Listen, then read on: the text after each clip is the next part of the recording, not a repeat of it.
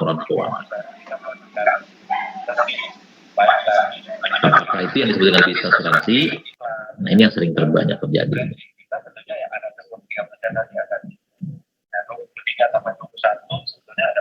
Itu yang pertama. Yang kedua, ada juga return net premium. Artinya dari 25 juta itu ternyata ada diskon. Diskonnya berapa? 10%. Nah, berarti dia akan mencatat di laporan keuangan buku besarnya itu, akuntansi itu, return net premium, yaitu 90% dari 25 juta rupiah.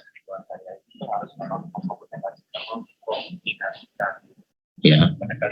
Atau yang dimaksud dengan bisnis asuransi itu yang tadi return gross premium yang 25 juta atau return net premium yang 90% dari 25 juta. Itu isu ya yang kedua. Yang ketiga nih, bisnis asuransi itu yang dibawa oleh marketing itu apakah receive gross premium? Jadi premi yang tadi dicatat 25 juta itu sudah terima duitnya belum?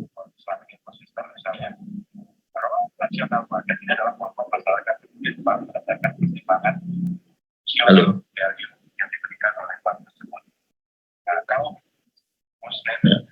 Jadi kalau receive gross premium, kalian udah terima duitnya belum?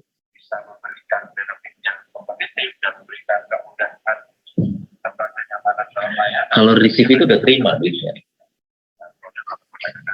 Ya. Kalau return itu baru dicatat di dalam laporan keuangan, dalam laporan pembukuan, keuangan dan pembukuan. Nah, pertanyaannya receive-nya gross. Kalau receive-nya gross berarti terimanya 25 juta. Atau receive-nya itu net. Netnya itu berarti 90% dari 25 juta. Karena ada diskon tadi kan 10%. Nah, pertanyaannya apa? Tadi udah jelas ya bedanya return gross sama return net premium jelas. Sama-sama tertulis tapi bedanya kalau return gross premium dari 100% premi yang TSI kali rate itu dapatnya tadi 100 miliar kali rate tarif premi dapat premi 25 juta. Nah, 25 juta itu adalah return gross premium. Kalau return net premium adalah TSI kali tarif premi sama dengan return gross premium dikurangi diskon atau dikurangi outgo atau commission atau brokerage whatever, sehingga netnya itu tadi 90% dari 25 juta.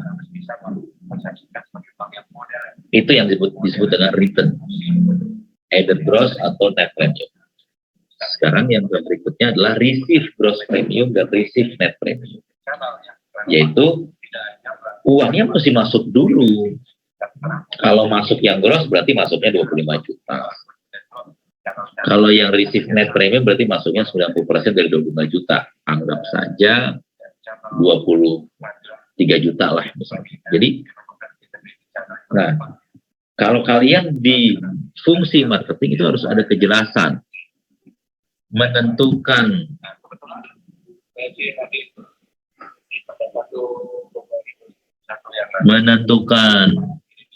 apa namanya bisnis asuransi itu bagaimana cara pengukurannya? Kan tadi pengukuran nih diukur secara ekonomi dan keuangan kan nomor 4. Nah gimana cara mengukurnya, cara ngitungnya? Nah itu mesti jelas di depan. Jadi kalau kalian nanti kerja di bagian marketing, bagian pemasaran, tanya sama direksinya, Pak perusahaan ini menganut apa? Karena ini beda nih 1-4. Kalian tahu nggak bedanya apa tadi? Dampak-dampaknya.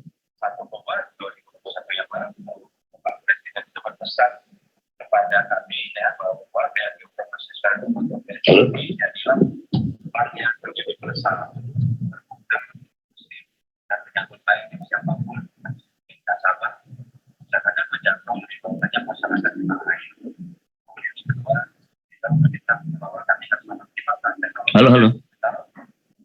Suaranya kedengaran nggak ya? Kedengaran, Pak. Ya. Kalau di kelas, kalau saya kalau ngajar, kalau ini nggak apa-apa. Kalau karena jaringannya nggak bagus, biasanya ini nggak bagus itu kamera off nggak apa-apa. Cuman kalau mahasiswa respon ya, karena saya kalau misalnya nggak direspon, saya tiba-tiba akan ending gitu. Kita selesaikan aja, nggak usah gitu. Karena saya buang-buang waktu saya gitu. Mohon maaf nih, mohon izin. Gitu. Karena saya praktisi dan direksi, jadi waktunya padat dan tight gitu kan. Ini kan lagi ada GK, lagi nge-raise meeting nanti buat siang dan sore. Lagi nyampe materi gitu. Jadi kalau nggak direspon, saya pikir kaliannya nggak serius. Jadi saya ending aja, biasanya matiin. Udahlah, next aja kita akan conference. Ya. Oh iya Pak, Jadi tolong direspon. Tolong direspon gitu. Karena kelemahan online ini kan kalau nggak direspon, bayangan saya pertama sinyal saya nggak bagus atau sinyal di sananya nggak bagus, berarti saya mesti geser kemana. Atau yang kedua, ya memang udah harus selesai, kayaknya mungkin lupa.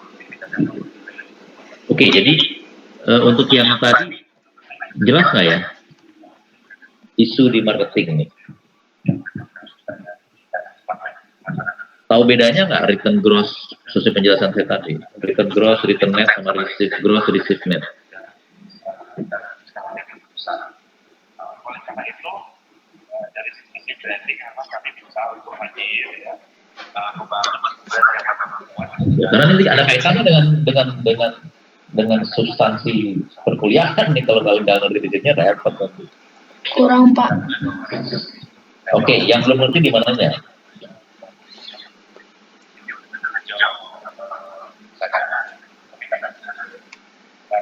Antara gross dan netnya itu gimana Pak maksudnya Pak? Oke, kalau gross premi, kalian udah belajar kan cara menghitung mendapatkan premi, dari mana cara hitungannya udah belajar kan ya?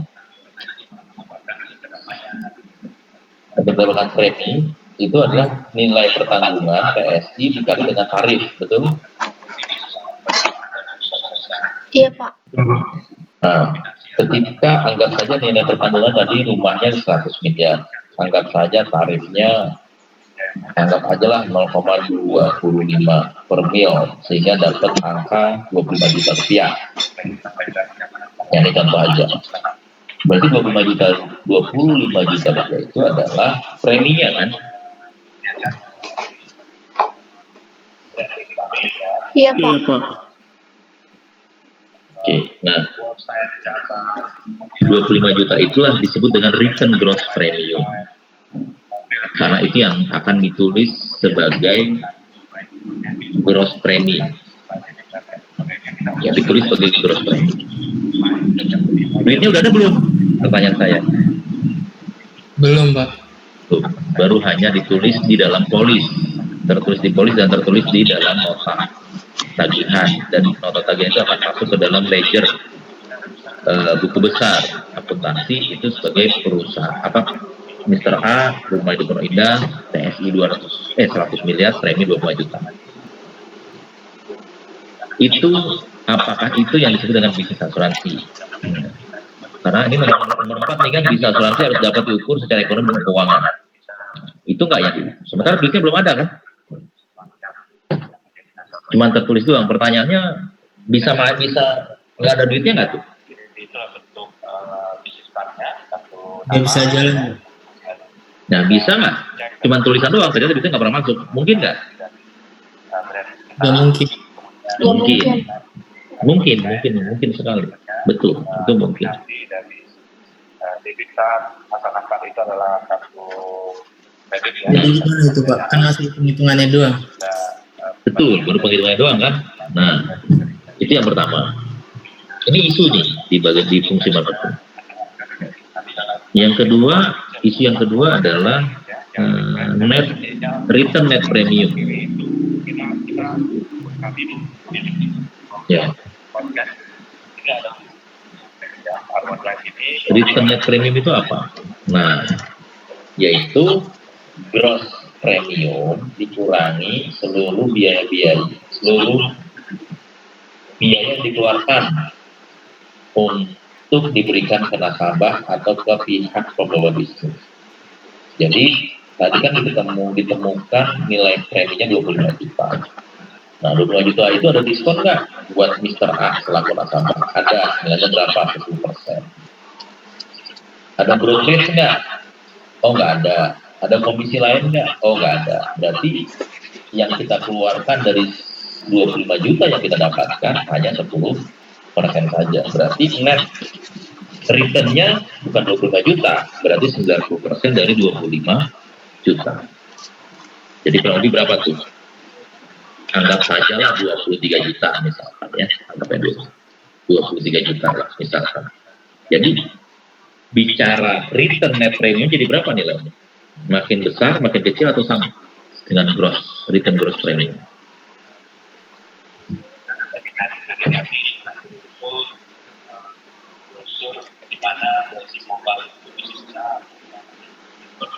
Pendapatan dari pihak asuransinya atau dari nasabahnya? Kita dong asuransi, kan kita bicara asuransi. Jadi nasabahnya ini bayar premi cuma 23 juta. Iya, 23 juta. Berarti semakin kecil. Jadi artinya return net premium semakin rendah. Pertanyaannya, ini duitnya udah ada juga atau masih belum ada? Nah, Ada. Nah, kemudian isu ketiga, untuk menentukan tadi nih bisnis asuransi yang dapat diukur secara ekonomi dan keuangan ini gimana? Nah, isu ketiganya adalah apakah bisnis asuransi itu harus diukur dari sisi receive gross premium? Artinya duit masuk ke perusahaan asuransi secara gross. Berarti berapa nilainya tadi uang yang masuknya? tadi di awal 25 juta. 25 juta. Nah, jadi kalau menggunakan basisnya receive gross premium berarti duitnya mesti masuk sebesar 25 juta. Maka itulah yang diakui sebagai bisnis asuransi. Jadi misalkan tadi tercatat grossnya return gross premium 25 juta. Return net premium 23 juta. Tapi sampai dengan akhir bulan ini misalkan saja duitnya belum ada yang masuk. Berarti receive gross premiumnya berapa? Tetap. Berapa? Tetap, Pak. Berapa? Tetap 25 juta meskipun belum masuk. Enggak dong, kosong, nol. Karena kan receive. Receive itu best case, jadi berdasarkan cash with cash yang masuk di perusahaan. Jadi kalau secara receive gross premium, kalau belum ada duit masuk, berarti dianggapnya belum ada duit masuk, belum ada premi masuk kan? Contoh nih kalian, misalkan siapa sih sebentar ya, misalkan Arif sama Anessa, misalkan. Arif sama Anessa janji nih, kita patungan ya, mau buka puasa bersama. Patungan satu orang, misalkan saja 100.000. Berarti kan terkumpul 200.000 ya, berdua. Pertanyaannya, 200.000 itu masuk kategori return gross atau sudah receive gross ketika sepakat itu? Receive lah, Pak. Masih return dong, karena masih belum ada duit yang diserahkan kan. Oh iya. Masih banyak. Kalau kalian sudah menyerahkan uangnya, sudah masuk 200.000, baru masuknya receive gross. Iya. Berarti kalau masih rencana itu masuknya return, tapi kalau misalnya udah terkumpul masuknya receive, Pak. Gini, kalau di dalam asuransi bukan rencana. Kalau polis sudah diterbitkan, ya tadi ya di polis issuance di sini nih tadi, nih ya policy issuance diterbitkan. Kemudian nota juga diterbitkan karena polis sama nota itu bareng. Nota itu nota tagihan premi ya. Nah, jadi ketika polis diterbitkan dan nota sudah dikirimkan ke nasabah, itu namanya return gross premium atau return net premium, tergantung kebijakan perusahaan mau pakai yang gross atau net. Sampai sini jelas? Jelas, Pak. Jelas, Pak. Kalau customer yang menerima polis dan menerima nota tagihan Dia bayar ke perusahaan asuransi, maka perusahaan asuransi akan menerbitkan secara akuntansinya yang namanya kwitansi, dan nasabah akan minta bukti kwitansi bahwa dia sudah membayar premi ke perusahaan asuransi, atau kirim bukti transfer gitu kan. Nah, dan dengan bukti transfer itu nanti akuntansi akan menerbitkan kwitansi, bukti telah terima uang. Nah, ketika terima uang itu namanya receipt, berarti duitnya sudah masuk. Seharusnya jelas. Jelas, Pak. Nah, di dalam penerimaan premi pun ada dua, ada gross berarti terimanya 25 juta, atau ada net terimanya hanya 23 juta. Sampai ini jelas perbedaan antara return gross dengan return net, antara receipt gross dengan receipt net. Bisa diterima, Pak. Jelas ya? Iya, Pak. Nah, dampaknya apa buat unit marketing? Ada yang tahu nggak kira-kira dampaknya?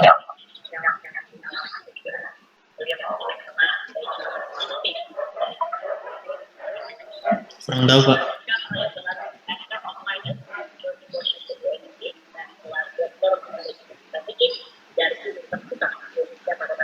Nah, gini. Kenapa isu ini mesti clear? Karena akan berdampak kepada marketing dan perusahaan. Sebagai contoh, misalkan Ari kerja di asuransi X misalkan, terus kita jadi bekerja di bagian pemasaran karena memang dia cocok passionnya di marketing, bukan di orang lain, cocoknya di marketing misalkan gitu ya. Nah, Arinya nggak nanya lagi nih basis pengukuran ini nih, ekonomi dan keuangan ini atas bisnis asuransi yang ditargetkan ke saya itu return gross, return net, receipt gross atau receipt net. Nggak nanya lagi Ari, udah saking semangat ya. Dapat target let's see 5 miliar setahun. Ya, senior-seniornya bilang, wah itu kecil Ri, udah lu semangat aja, tenang. Udah Ari semangat kerja. Terus ternyata memang Ari cocok sekali dengan kompetensinya marketing. Jadi nyari bisnis itu gampang. Dapatlah Ari 10 klien. 10-10-nya preminya di total itu dalam waktu 3 bulan kerja di perusahaan asuransi itu dapat 10 nasabah. Ya, 10 nasabah itu preminya tercatat kalau dihitung ya, TSI, ingat nih, TSI kali tarif sama dengan return gross premium. Itu di angka 6 miliar. Pertanyaannya, Ari sudah nyampe target belum?